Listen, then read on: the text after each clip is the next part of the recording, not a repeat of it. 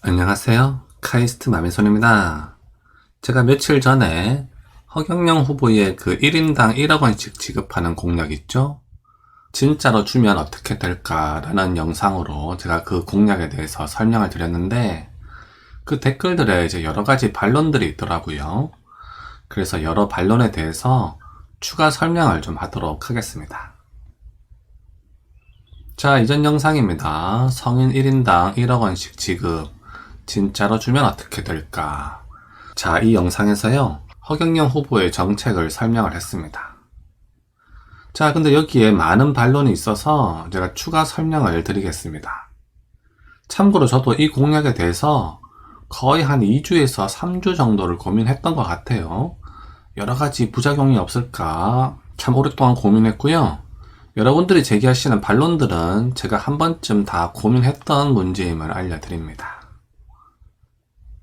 자, 1억 원 지급 공약을 우선 좀 정정을 하도록 하겠습니다. 자, 성인들에게 이제 1억 원씩 주긴 주는데요. 개인이 가지고 있던 은행 부채는 먼저 갚고 남은 돈을 지급하는 것이라고 합니다. 자, 이렇게 설명하는 영상이 있더라고요. 그래서요, 이렇게 정정하도록 하겠습니다. 쉽게 말해서요, 부채가 1억이면 이제 받는 돈은 없는 거고요. 부채가 5천만 원이면 받는 돈은 5천만 원을 제하고 5천만 원만 받는 겁니다. 자, 그리고 우선 현재 상황을 좀 이해할 필요가 있을 것 같아요. 이런 공약이 나오게 된 우리나라의 현재 상황을 한번 살펴보도록 하겠습니다. 자, 2년 전에요, 코로나가 이제 번졌죠. 그러니까 우리나라가요, 가게 영업을 못하게 봉쇄 조치를 했습니다. 가게 영업이 안 되니까 이제 경제가 악화됐죠. 가게 문을 못 열게 한 상태에서 경제가 안 좋아지니까 경제를 살리겠답시고 금리를 인하했습니다. 자, 그런데요, 가게 문을 봉쇄해놓고 금리를 낮춘다고 경제가 돌아가나요? 경제가 돌아가는 게 아니라 오히려 자산 가격만 높아졌죠. 뭐 주식 하시는 분들 다들 잘 아실 겁니다. 주가 많이 오르고요. 부동산 가격만 올랐습니다. 금리만 내리면 경제가 살아날 것이라 믿는 멍청한 경제 정책이라고 할 수가 있겠습니다. 자, 그래서요, 소상공인 대책이랍시고 대출 정책만 남발을 했죠. 그러면서 소상공인들이 대출이 많이 늘었습니다. 거기다가 집값이 오르자 연끌 대출도 많이 증가한 그런 상황입니다. 자, 멍청한 경제정책으로 집값이 오르자 이제 와서 또 집값을 잡겠다면서 이제 금리를 올리기 시작했습니다. 자, 이거 한번 제가 좀 정부 정책을 비판하려고 했는데요. 금리를 오르락 내리락 하잖아요? 그러면요, 신나는 곳은 은행만 신납니다. 거기에 탄력적으로 대응하지 못하는 이제 서민들만 피해를 보게 되고요. 금리를 내려서 대출이 증가한 다음에 금리를 올리면 이자를 많이 받게 되는 은행만 좋은 결과를 낳게 됩니다. 자, 그래서요, 현재 집을 산다고 연끌 대출을 한 분들이 많은데요. 일반 국민들은 향후 이제 수십 년 동안 오른 금리로 은행에 고금리의 이자를 납부하게 되는 희한한 상황이 됐습니다. 자, 지금부터 여러 가지 반론들에 대해서 제가 설명을 드리도록 하겠습니다. 자, 이런 댓글들도 많이 있더라고요. 빈곤층들이 빚 갚는데 안 쓰고 다른 데 쓰면 어떡하냐, 이런 질문들 많았는데요. 제가 공약을 정정해 드렸죠? 앞에서 말씀드렸듯이 빚부터 먼저 청산하는 조건으로 1억 원을 지급하는 공약이었습니다. 이렇게 설명하는 영상이 있더라고요. 저도 몰랐는데요. 한 시청자분께서 알려주셔가지고 저도 알게 되었습니다.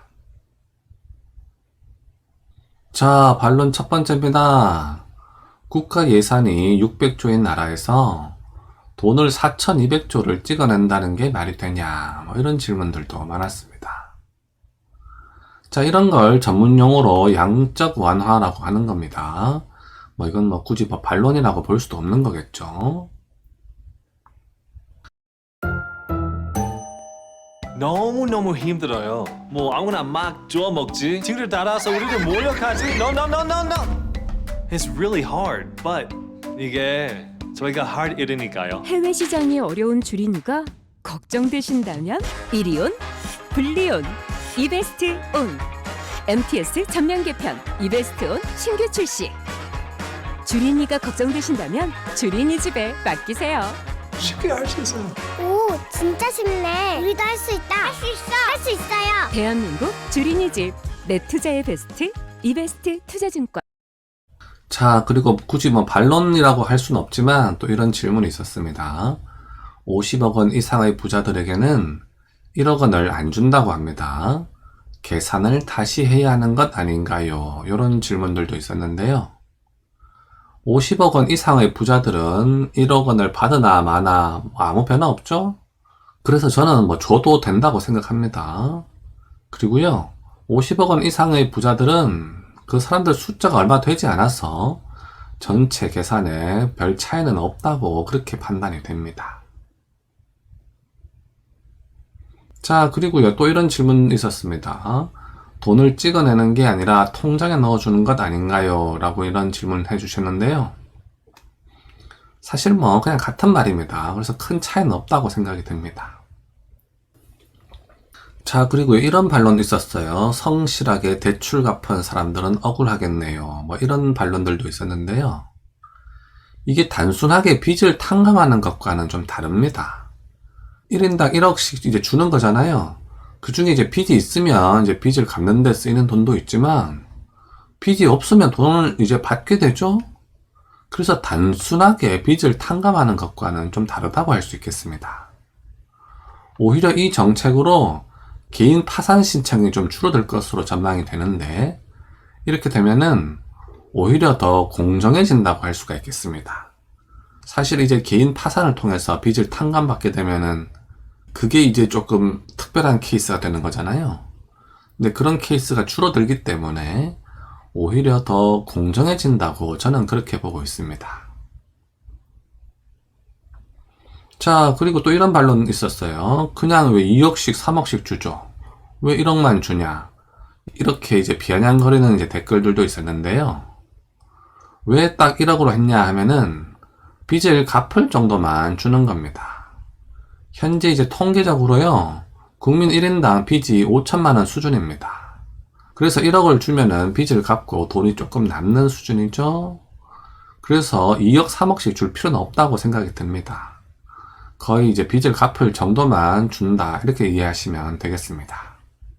참고로 말씀드리면요, 빚을 갚을 정도만 딱 주게 되면은 인플레이션이 이제 거의 발생하지 않고요, 빚을 갚고 나서 돈이 많이 남을 만큼 이렇게 2억씩 3억씩 주게 되면은 인플레이션이 많이 발생한다고 할 수가 있겠습니다. 자, 그리고 이런 반론들도 있었어요. 인플레이션으로 신사임당은 휴지로 변하죠. 자, 현재 우리나라 돈의 총량이 약 5에서 6경 원 정도 됩니다. 그래서요, 4,200조를 더 찍어내면 산술적으로는 한 10% 정도의 돈 가치 하락이 옵니다. 그리고 현재 그 통계적으로 보면요, 1인당 한 5천만 원 정도의 빚을 갖고 있기 때문에 1억 원의 절반 정도는 채무 상환에 쓰일 것으로 추정이 됩니다. 그래서 인플레이션 효과는 그렇게 크진 않을 것으로 전망이 됩니다.